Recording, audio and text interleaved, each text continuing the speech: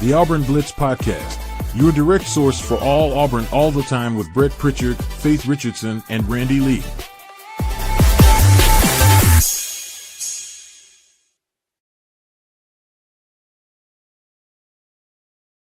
What's up, everybody? Welcome into the Auburn Blitz Podcast here on this Tuesday. We're glad that you joined us wherever and wherever it is that you join us each and every day here on the Auburn Blitz and making Auburn Blitz part of your daily Auburn athletic intake. It's Brett and Faith here on a Tuesday morning. We are on the road.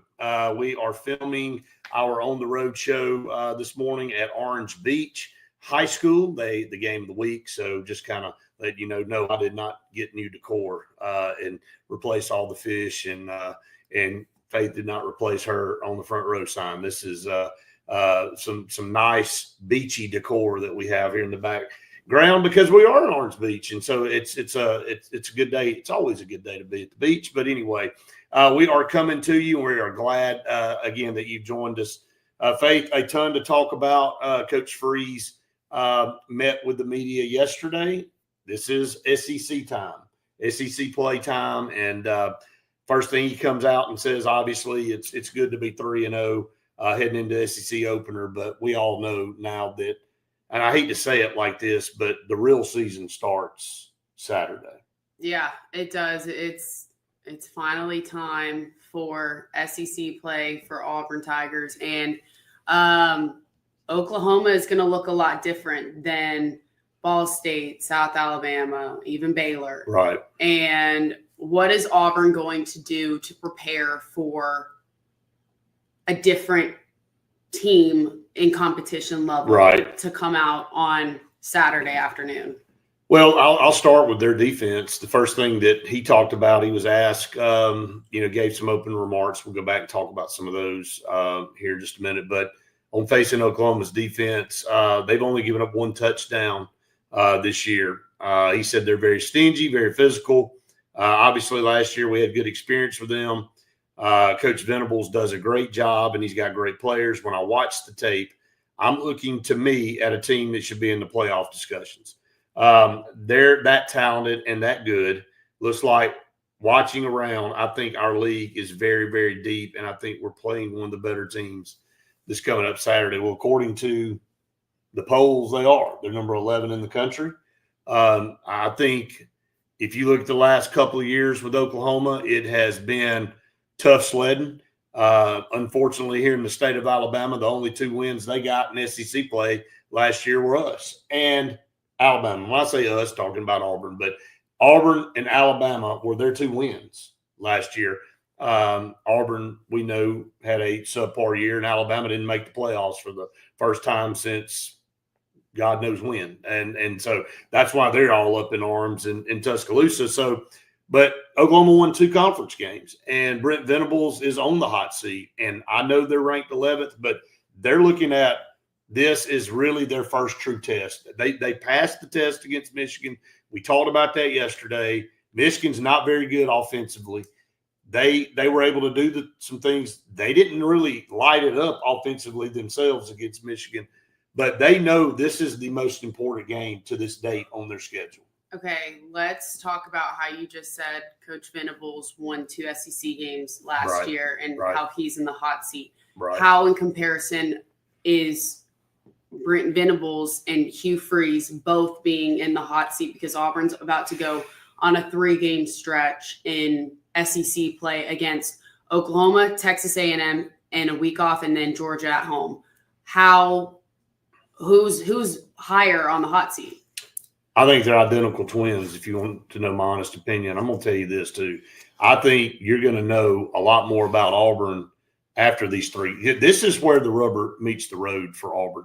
We're going to find out how much this program has advanced. All the talking, everything that we've been discussing for 3 or 4 months, the proof's going to be in the pudding in these next 3 games. These are the games that are going to determine whether Auburn has taken that next step under Hugh Freeze or whether they're going down mediocre lane again. Auburn has a tough stretch, but everybody in this conference does. Faith, Florida, terrible. Oklahoma, after us, terrible. I mean, we just went through, I think they got like 6 games. So they're by no means out of the woods with a win against Auburn. They just look at Auburn like, if we don't get this game, we are in deep crap. Mm-hmm. So I think every team has a stretch in their schedule that is going to be very daunting. Auburn's happens to be pretty early in the season. They have a situation where they've had good success against Texas A&M. They've never played Oklahoma. They've only played them 3 times, and they should have beat them last year.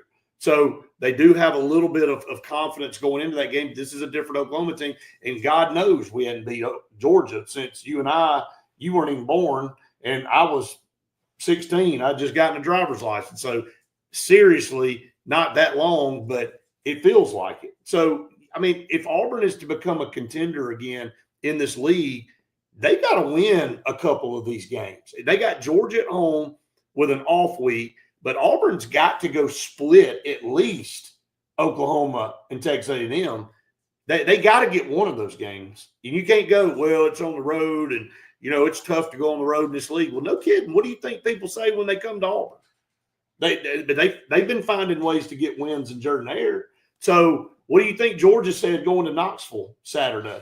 Do you think they went, well, we're going to Tennessee, I guess we can just count that as a – they don't have that mentality, even though they were down late in the game. We're going to find out if Auburn has what it takes under Hugh Freeze in these next 3 weeks, 3 games, really 4 weeks, but off week. You'll see if they've got what it takes to become a contender. To be a contender, where do you see Auburn needing to prove itself more and more each week? I think that defense has got to tighten up, because if you don't play good defense in this league, you're not going to win many games. You get into score. You saw the Georgia-Tennessee matchup. You don't want to get in scoring battles with some of these offenses. I think Auburn's offense, to an extent, is still improving. So there's some things that have to happen there. But I think you got to shore up this defense. And I think there's only sections of this defense that need to be shored up. I love our defensive line. I love the way Auburn plays up front. The linebackers in the secondary, they've got some work to do. And I think, when you look at some of the things that Coach Freeze said, he totally understands that. You and I looked at some film yesterday on Auburn. And Faith, you and I aren't coaches. Obviously, somebody told us that the other day, so we appreciate it. I made sure to tell him that I knew that. So, but for the most part, our secondary's busting coverages.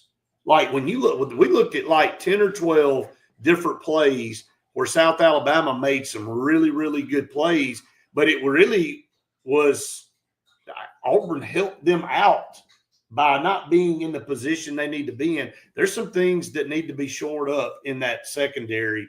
And man, they're about to get a test. I mean, I went through it yesterday with you. The 3 teams Auburn's about to play, the passing yards this past Saturday were crazy. So they've got to be up to the test. And look, we're playing a lot of freshmen. We're going to talk about these freshmen here in just a minute. But where has some of these guys that we were talking about in fall camp, where have they gone? Where is the physicality? Where is the grittiness that we've been talking about? Got better against Ball State, but again, I can't keep saying that. Okay, they improved against Ball State. They didn't do well against Baylor, and they kind of took another step back against South Alabama. Yeah, that was definitely a big talking point during the post game, and also just after watching and seeing what all went down. Well, there's a lot of injuries right now. Why don't we go through what Hugh Freeze said about some of the injuries? Yeah, I'll let you talk about it. Some of the guys that he, we'll start with Amaris Williams. I'll let you talk about him. Yeah. So if Amaris Williams, he might be out on Saturday. He was saying that they've been rotating guys, which is what Auburn had to do last year on the offensive line. And we talked about the depth there and how now we're not playing ring around the rosy. It looks like a little bit on the defensive side. We're playing a little bit of ring around the rosy, moving guys into, different spots. But he said Jared Smith might be one to take on that position. And let me say this: when he got in the game Saturday, he was really efficient. He is a pass rush specialist.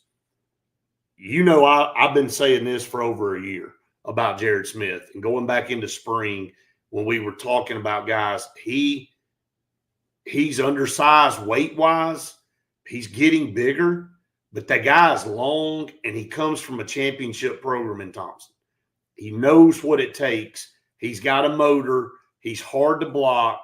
And he got in the backfield I don't know how many snaps. I think he had like maybe 9 or 10 snaps on the defensive side, but he made the most of them. I think he had 4 hurries, had a sack, forced fumble. And, that's being efficient. Mm-hmm. When you get a small amount of opportunities and you go out there, he needs to be looked at getting some more reps in there because he's obviously causing some problems when he's on the field. Right. So that's the biggest worry and concern that Coach Freeze has going into Saturday is Amaris Williams. Damari Austin still has not gone in practice live yet. Right. So that could be another if Jeremiah Cobb something were to happen or maybe Omar Mabson isn't able to compete at the SEC level as a freshman, that would be a huge loss for Auburn not having Damari back in. But he said he'd be shocked if he doesn't give it a go. So, and the leader that Damari is also just on the field. That's also a big loss for the Auburn offense, not having him on the field. I'll be shocked if he's not back Saturday. Yeah. I mean, you're going to know more today. We're going to have some people at practice that are going to reach out to us as soon as practice is over. First practice we've missed in months. So, but again, other things call, so we got to get some other stuff done this morning. But again, we'll try to get an update to everybody based on what we are told. Some more guys on that defensive side that you and I were very excited about at the start of fall camps, Chris Murray. Yeah. When we were first allowed to start going to practice at fall camp, I kept looking at you and I looked at the roster. I'm like, hey, that guy's making. There's another play. There's another one. There's another one. I just remember looking, being like, "Is that Perry? That's not Perry because he's number 3." That's exactly and right. I was like, Perry's grown a little bit if he's that size. But yeah, Chris Murray. I think it's very important that Kieron Crawford and Coach Freeze made a mention to talk about him and really discuss what he's done. And here's a quote from Coach Freeze on that. He said, "I think his all season, obviously, Coach King Williams and Coach Rock have done a good job coaching him on techniques and things. But I think the biggest credit probably goes to the time he spent with our strength staff, gaining more flexibility, more strength, more size. I think he has translated into him playing better football." You and I can personally attest to watching those defensive line drills that he looks different. He plays different. You've said it since spring. The guy's got a motor that maybe is bigger than anybody's on the team, including Keldrick's. Mm-hmm. So he was a little undersized, but he's been in the weight room and like Coach Freeze, somebody that started playing his senior year of high school. Right. He's fundamentally a stud, man. He's just overachieving for what 5 years, right? 6 years. Arkansas State came from Arkansas State, and I think he's a guy that the way he's playing right now is working his way up to get a legit shot to go to the NFL. There's no. I mean, he's got that bendability, that flexibility coming off the edge to be able to get around a tackle and maintain his balance. A lot of people don't realize being able to stay on your feet, being able to get and dip up under a tackle and get around the edge, that's key. And that comes with work, on things individually, maybe not in practice, but things that you have to do on your own. And that's kind of what Coach Freeze was talking about there. So he's definitely one. Who's some other ones that he was talking about? He was talking about Zykevious Walker, obviously, and this is where that depth comes in. Faith, we went through this roster 8 million times over the summer. waiting for the season to get here. And we talked about how deep this roster was and moving some guys around and getting them in position. Here's where you got to have that depth step up. You got to have some guys that can go when Morris Williams goes out with a shoulder injury. He popped out, but he popped it back in clean. So, but we still don't know what that means for Saturday. And so you've got several guys to pick and choose from. I would not be surprised to see Jared Smith in the ball game more, especially in third down situations. There's no question about it. That's somebody that, we've seen progress and grow over the past couple of just months. There has been a bunch of freshmen that Coach Freeze was able to talk about on the defensive side that they've been pushing for more playing time and they've been working their way and harder to get out there and get that time. And we talked about how a lot of them were in during those crucial moments towards the end of the game on Saturday. He talked about new boy Fagans and how hard he's pushing and what we saw in the summer and fall practice of how well he looked like he was adjusting to this level of competition. Very, very knowledgeable, very like he's a student of the game, I guess would be the way to put it. He's not just physically he's the guy. He's what you want in a safety, but he studies the game and really, really tries to do the extra things in the film room to prepare. He and his counterpart, Eric Winters, I'm very impressed with Eric Winters the last couple of games. He stood out Saturday in that South Alabama game. He's a physical, bigger safety that's great in run support, but really surprisingly did some good things in pass coverage too, which again, overall the secondary to me hasn't graded very well in coverage to this point. So, but the physicality of Eric Winters is very, very eye-opening. Talking about the linebackers, Faith, looking at this defense moving forward, if Auburn can have a good season, if they can navigate this schedule and win 9 games and possibly figure out a way to get in postseason, do you realize what we're talking about here? Like all of these names, there's 9 guys on this list that are getting significant playing time. They're freshmen. Well, what is that going to look like next year? Coach Freeze said that in the first 3 games, they've had at least 20-something freshmen or redshirt freshmen play in just the first 3 games. Yeah, and that's going along with that comment. I think there's been 7 to 9 that have legit playing time, like being in the rotation. Elijah Melendez, Xavier Bryce Dees, the safeties, and all those guys that we're talking about. Like, there's some legit. Like, that's only great news for the future. Right. If you can keep everybody, and I don't know why you wouldn't want to stay if you're already getting playing time and you're trying to get all your NIL stuff straightened out. So, got to win some daggum football games and got to get back to the point where Auburn is looked at as a top 10, top 15 team and the upper echelon of this league. We didn't get a chance to go around the league. We're going to do that here in just a second. Yesterday, there's some teams right now, man, Vanderbilt, and I can name 2 or 3 more, Oklahoma being one of them, that they're like, we ain't taking a back seat to anybody.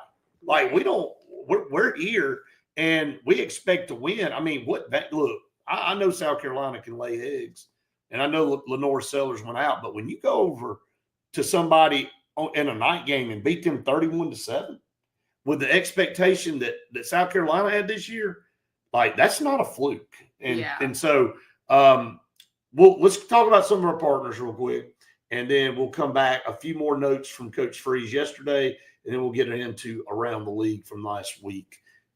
Cincy Green. For air that's cool and clean, call on Cincy Green.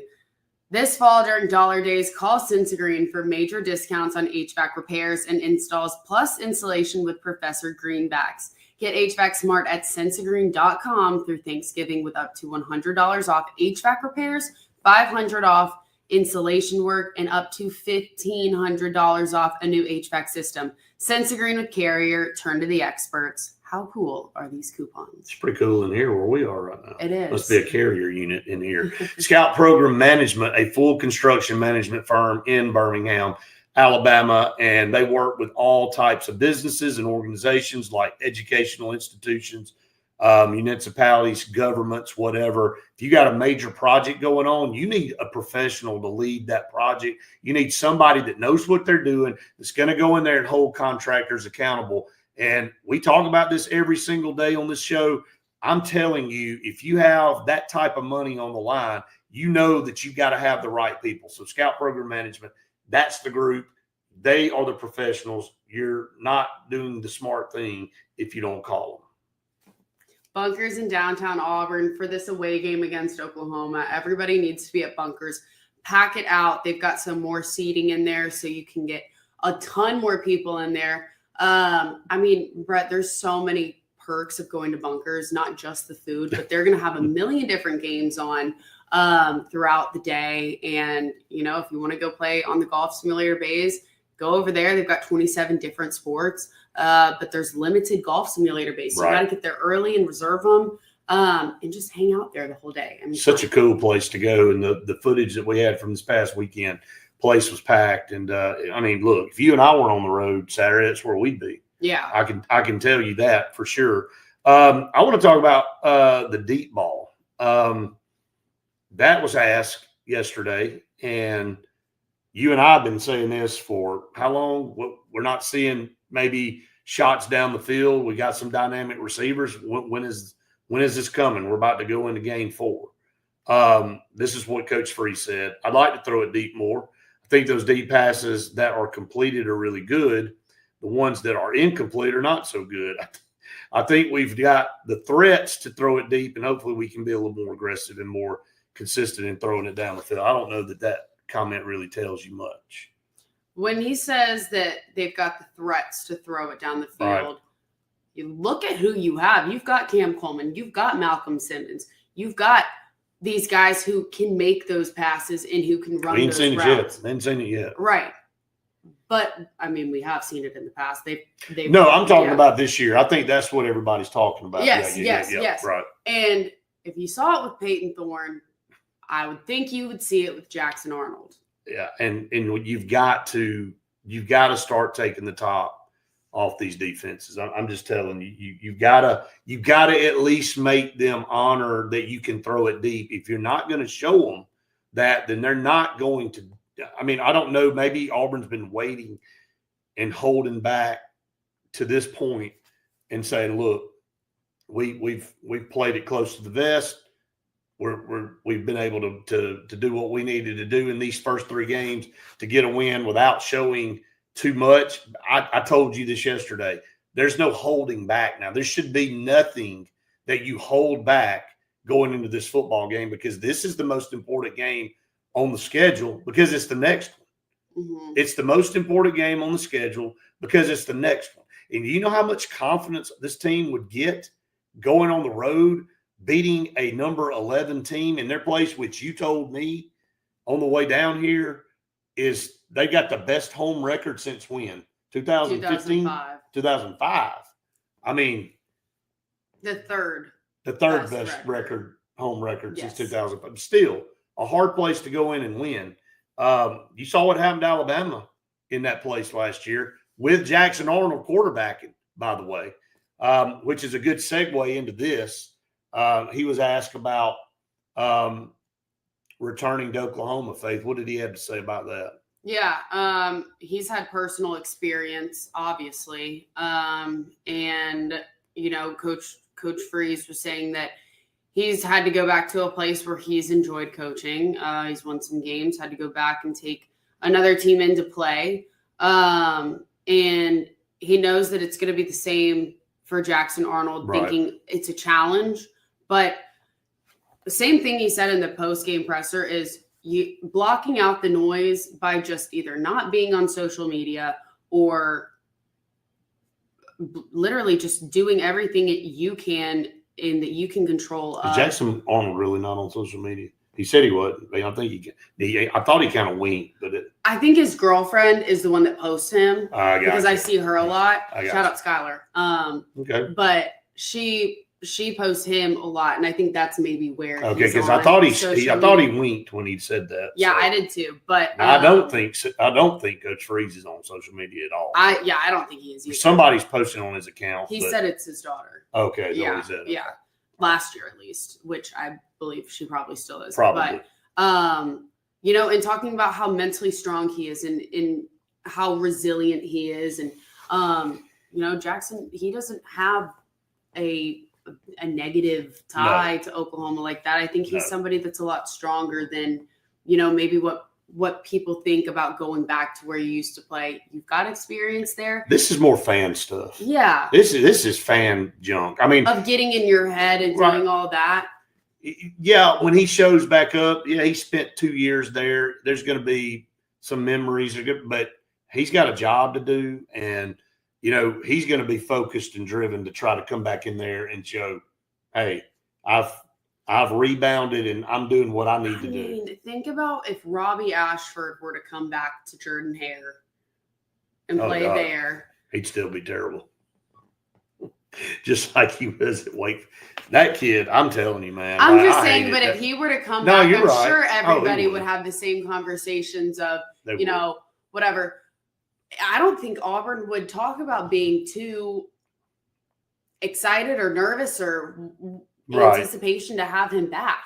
You know what I mean? No, I'm with you. I'm totally with you. No, it makes sense. Like, I think the bottom line is you move on. You focus on who you're going to go play and not who you're playing for. Right. If that makes sense. Right. I agree. You're not playing for the fans that are going to sit there and taunt you and everything like that. I mean, if that's what you're doing, then you're not playing it for the right reason. Yeah. So, last thing that we're not covering the whole thing, but thought his comments about Alex McPherson were pretty good. Yeah. You know, he's getting better each and every day.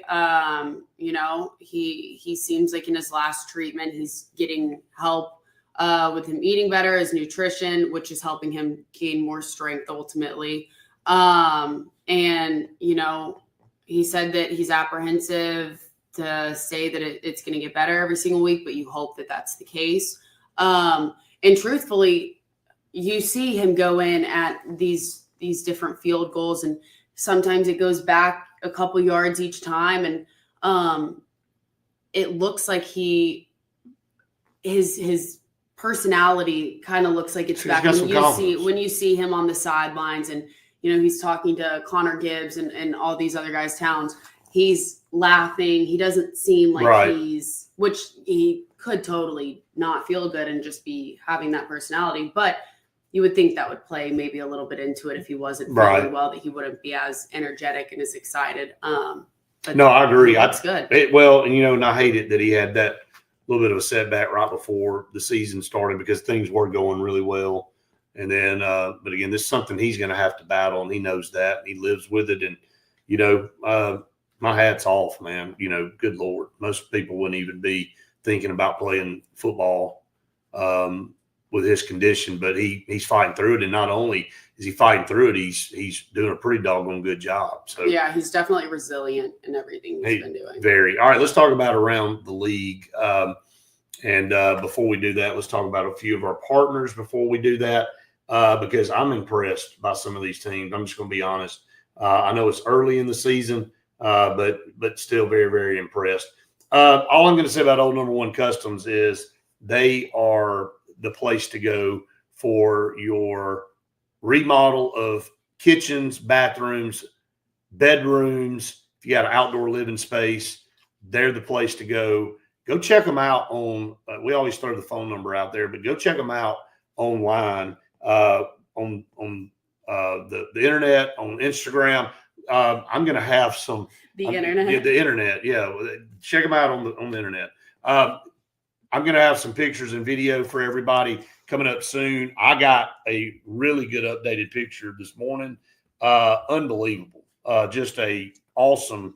It's turning out better than I even expected. So hopefully going to be finished this week, and we'll have a completed project for you to all see. So call on old number one customs. They will get it done for you. JFA Blue Plumbing, go ahead and get that Home Atlas water filter duo installed in your house to make sure you've got filtered water for all your pets, your family, your drinking water, all the good things, because it's so important for your health. And it's only $15.99. And if you see what those medical bills would be from drinking not filtered water, you would say that is a steal. No so doubt. call them at 844-JFA Blue. In Oliver Ross, while you're tailgating this fall, go ahead and call Oliver Ross to be your bartending service. It doesn't matter if it's for a night game, a morning game. If you want them to stay throughout the game, they will. They will be your bartending service. In any sorority or fraternity date parties, go ahead and call on Oliver Ross, and they will bartend all of your events. Our good friend Mark Gillen and his staff do a tremendous job. You want licensed and trained bartenders at your event. You don't want us. Hire us. We're up, but you won't hire us again. I promise you. Yeah, that'll be the last time you hire this dynamic duo. I can promise you to be fixing a bunch of drinks. All right. I'm fixing myself one. Probably can't fix you one, though. All right. Oklahoma over Temple, whatever. Wisconsin may be one of the worst. Now, again, I know Alabama fans watching like, well, what are, that's, of course, he said that. And, whatever. And look, I give credit where credit's due. I think, Ty Simpson, very efficient, 24 of 29, 382 yards. But Wisconsin may be the slowest. Like, they may be the slowest team. And Jason and I were talking about it in the presser room. I think you were standing by us. Jason cracks me up on some of this stuff, man. He's like, dude, when you thought somebody was slow, then there's Wisconsin. Yeah. And so, and then you watched a few plays, and it looked like they were in molasses. This is not a very good football team, Wisconsin. And they got a great tradition, and they've got a great program. This just isn't a very good football team, and Alabama took care of business there. Alabama has rebounded since they lost to Florida State. So, they got some games coming up that you'll want to pay attention to, but they did rebound and they got a win. Missouri put a lot of points up on Louisiana.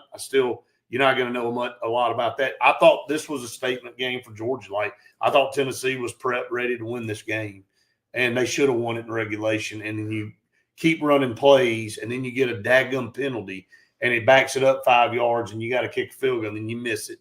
And then you go to overtime, and that poor kid. We just crapped the bed. I mean, I don't know what else to say. And so Tennessee loses again, 44-41 to Bobby there in Tennessee.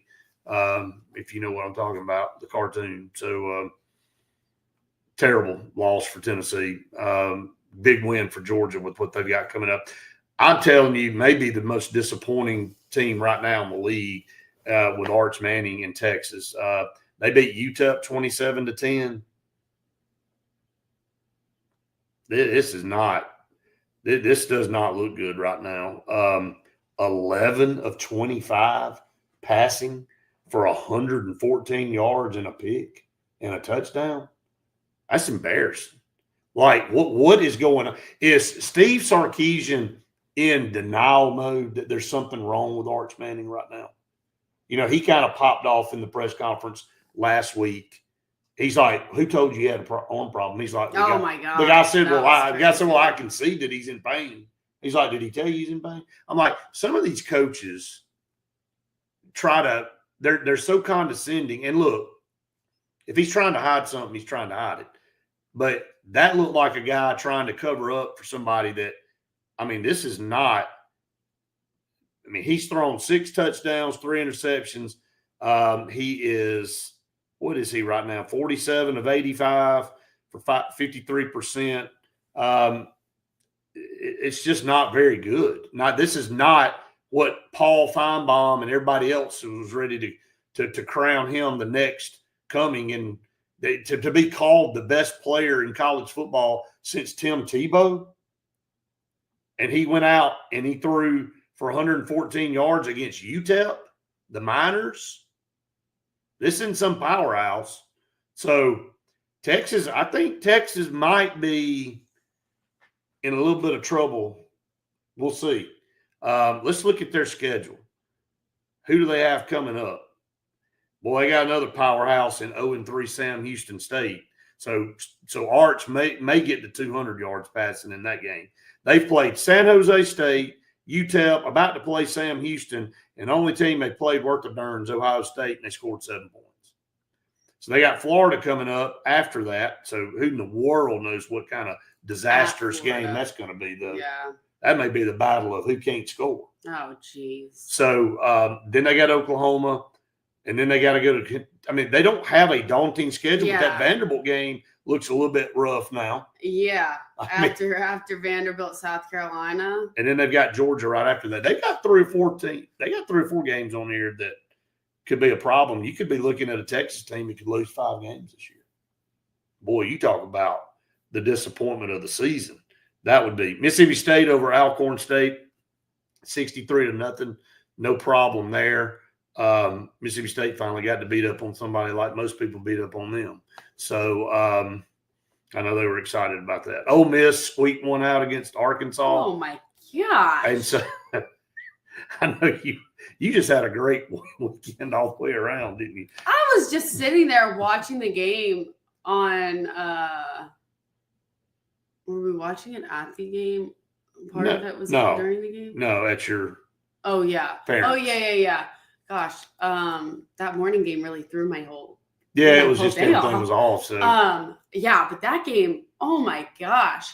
How about Trinidad Chambliss coming in looking like I a was gonna dadgum? say Austin Simmons being out really. Yeah, I mean, he didn't miss a beat. Yeah. 353 yards and a touchdown. I mean, ran the ball for 62 yards. I mean, he may see a little bit more of old Trinidad there and old Sam Pittman just keeps on pitting away, doesn't he?